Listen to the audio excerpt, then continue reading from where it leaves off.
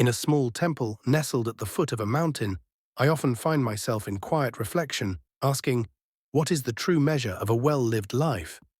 Many come seeking answers, searching for guidance in their careers, relationships, or in the quest for happiness. But the truth is, the answers are not outside us. They are found within. One morning, a young man arrived at my temple, his face filled with the weight of the world. He said, "Master, I feel lost. I have so many ambitions, so many things I want to achieve, but I can never seem to find enough time. Every day feels like a race, and I'm always a step behind." I smiled at him and asked, "Do you have time to sit with me and watch the sunrise?"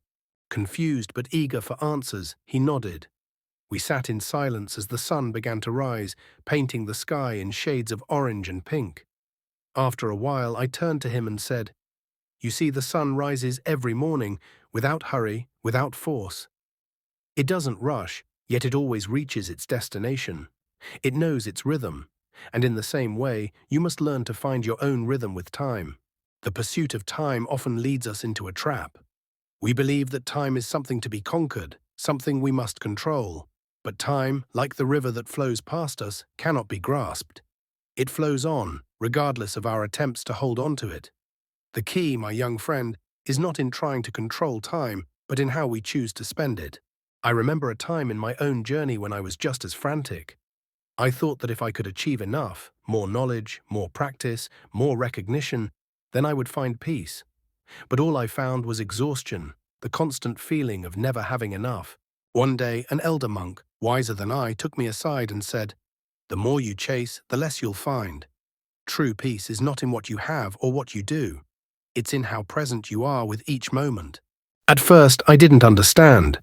But as I walked the path of mindfulness, I began to see the truth in his words. It was in the simple act of sitting, breathing, and listening that I started to feel whole. And so, I began to let go of the relentless pursuit of the future and focused instead on the present moment. Each breath became a reminder that peace is not something to be found elsewhere, but something that grows from within. And so, my advice to you is simple. Begin with today. How often do we waste the present moment by worrying about tomorrow or ruminating on yesterday? We forget that today is the only time we truly have. It is in this